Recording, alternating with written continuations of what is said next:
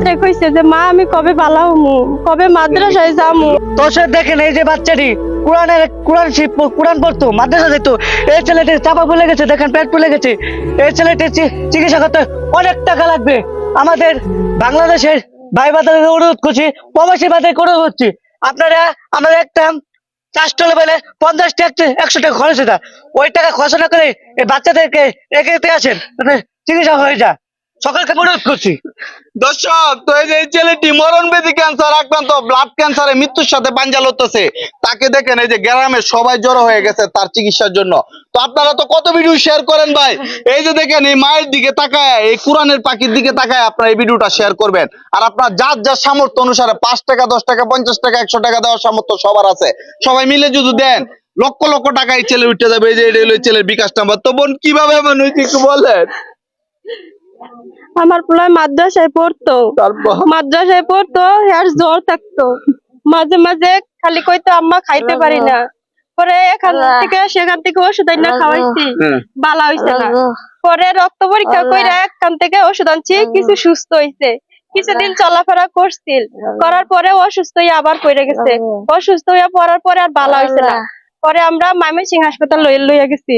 পরে ওরা নমুনা দেখে বলছে যে তোমরা বনমেরু করো। পরে বনমেরু করার পরে তার রিপোর্ট বাইর হইছে যে ব্লাড ক্যান্সার।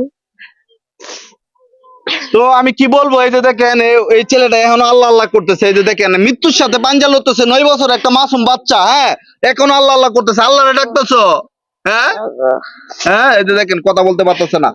প্রায় আগে হাঁটা চলা করতে পারতো, এখন একবারে বিছনায় পড়ে গেছে।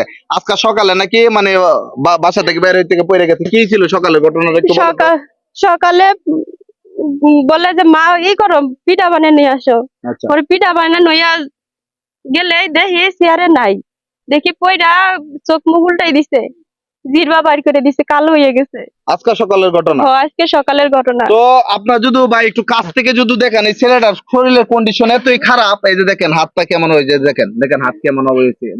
মানে একটা সুস্থ মানুষ জীবনে হাত এমন চিকন, পেট এমন ফোলা, এই যে গালের সাইডটা যদি আপনি একটু দেখতেন চান, এই যে দেখেন কি অবস্থা, দেখেন কিভাবে ফোলা দিছে।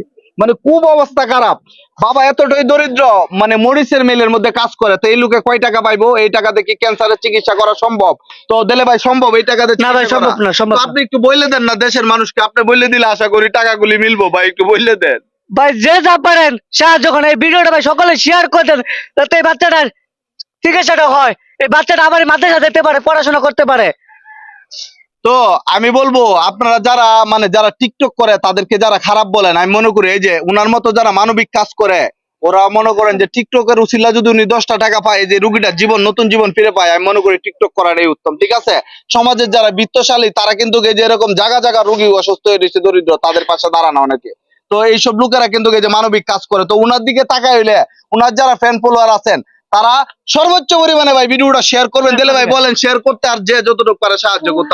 সকলে ভাই বেশি বেশি শেয়ার করে দিবেন, আর এই বাচ্চাদের জন্য যে যা পারেন সাহায্য করেন ভাই। আমি আপনাদেরকে অনুরোধ করছি ভাই, যে যা পারেন সাহায্য করেন ভাই। তো আমি আর ভিডিওটি বড় করবো না, সর্বোচ্চ পরিমাণে আজকের এই ভিডিওটা ভাইরাল করবেন। এই ময়মনসিংহের এই ফুলবাইরা গ্রামের মানুষ যারা আছেন তারা এই যে দেখেন অনেকেই এখানে আসছে, আর যারা বাংলাদেশের ময়মনসিংহ একটা বৃহত্তম বিভাগ, ঠিক আছে, এই ময়মনসিংহ অঞ্চলের মানুষ যদি টাকা দেন এই ছেলের টাকা হয়ে বাসে যাবো। হ্যাঁ, আপনারা যে যা পারেন একটু সাহায্য করবেন আর ভিডিওটি শেয়ার করবেন।